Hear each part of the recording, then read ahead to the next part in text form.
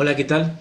En esta oportunidad vamos a analizar el margen de fase y margen de ganancia del amplificador de potencia que estábamos estudiando en la parte teórica.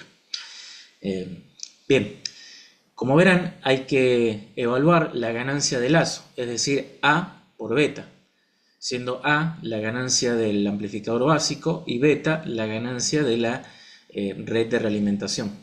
Bien, para hallar esa ganancia, medirla, podemos abrir el lazo en cualquier parte, pero por conveniencia, en este caso, conviene que el lazo lo abramos en esta parte.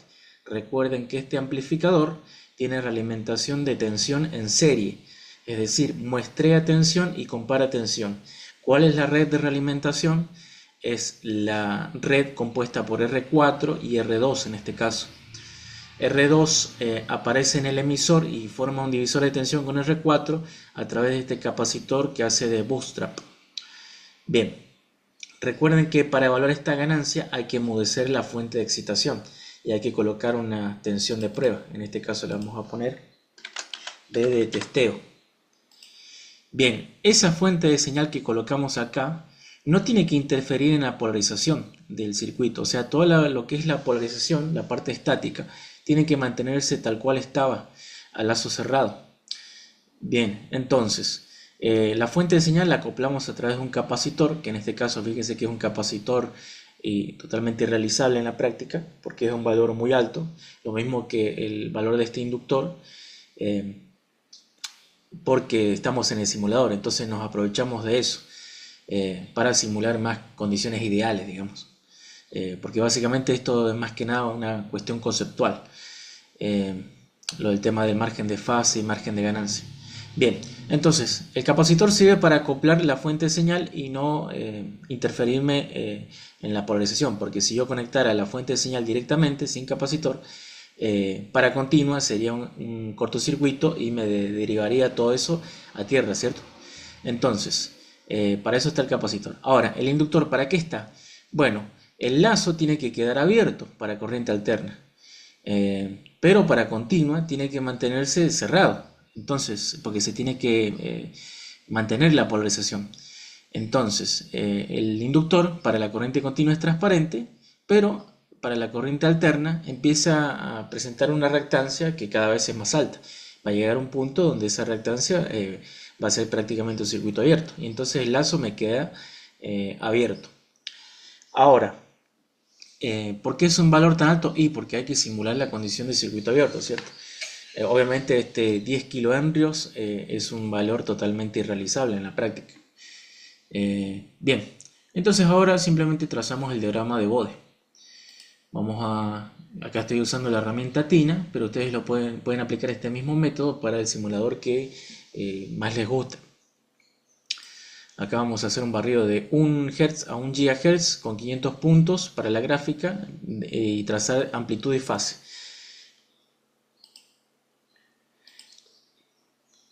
Ahora, ¿por qué coloqué la fuente al revés, la fuente de prueba? Fíjense, porque si yo no coloco la fuente con esta polaridad, acá me aparece una inversión de fase, me aparece 180 grados directamente en la parte plana, digamos, de las gráficas de Bode, y obviamente me va a dificultar un poco la visualización de las frecuencias de cruce, sobre todo la frecuencia de cruce de fase, porque si ya estoy en 180, ¿cómo evalúo la frecuencia de cruce de fase? ¿Se entiende?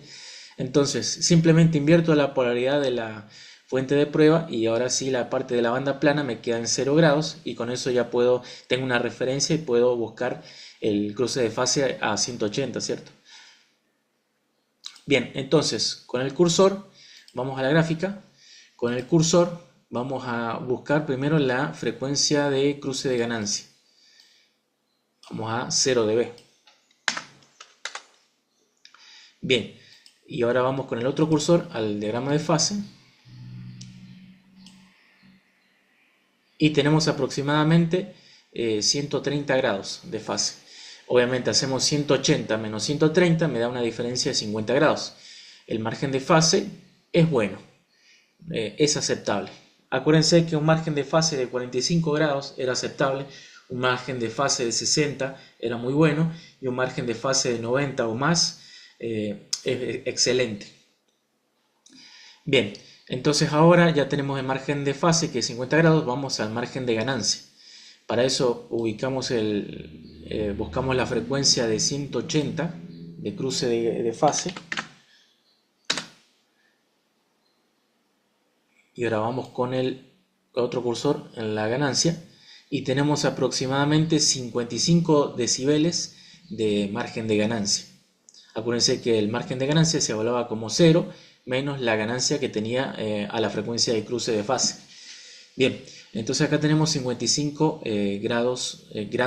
decibeles de margen de ganancia. Bien, obviamente este sistema, así como está, es estable, o sea, no haría falta compensarlo. Pero acá vamos a usar un capacitor para limitar la frecuencia de corte superior y por ende eso va a terminar de alguna manera compensando el circuito y debiera volverlo más estable. Entonces vamos a agregar ese capacitor de compensación que es el que limita el ancho de banda. Entonces esa compensación es más que nada por reducción de ancho de banda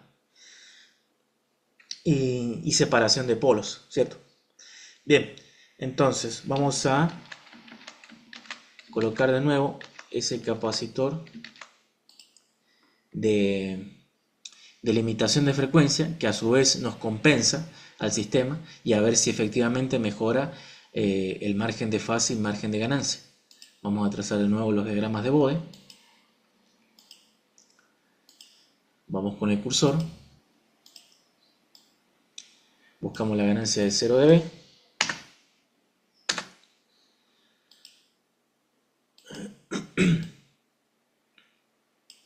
tenemos aproximadamente un margen de fase de 90 grados. Acuérdense, 90 menos, o sea, 180 menos 90 me da 90. Entonces el margen de fase pasa a ser 90 grados cuando estamos con el capacitor de compensación. Bien, entonces ahora el margen de fase ha mejorado, ahora es excelente. Vamos a la frecuencia de cruce de fase para evaluar el margen de ganancia.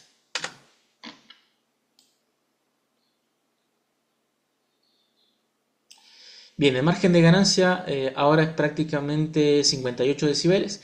También ha mejorado, no mucho, pero sí ha mejorado.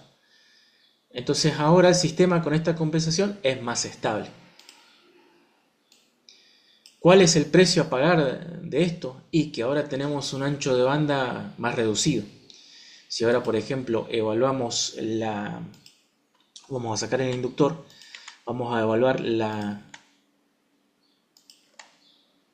sacamos todo esto.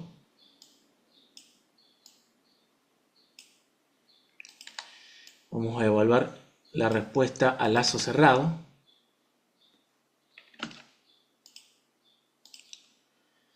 Vamos con esto. Ahora vamos a estar en lazo cerrado. Vamos a trazar el diagrama de Bode. Amplitud y fase. Y fíjense, tenemos una ganancia en la banda plana de aproximadamente 28,5 decibeles, es decir que la frecuencia de corte superior va a estar a más o menos 25,5 decibeles. 25,5, buscamos. Ahí. El ancho de banda de este amplificador es 66 de kilohertz más o menos. Es bastante bueno. Porque esto es un amplificador de audio, pero podría haber sido más alto si no estuviera este capacitor. Lo que pasa es que acuérdense que limitamos la frecuencia de corte superior de manera a propósito, digamos. Bueno, eso es todo. Espero que les haya servido este video, así que nos vemos.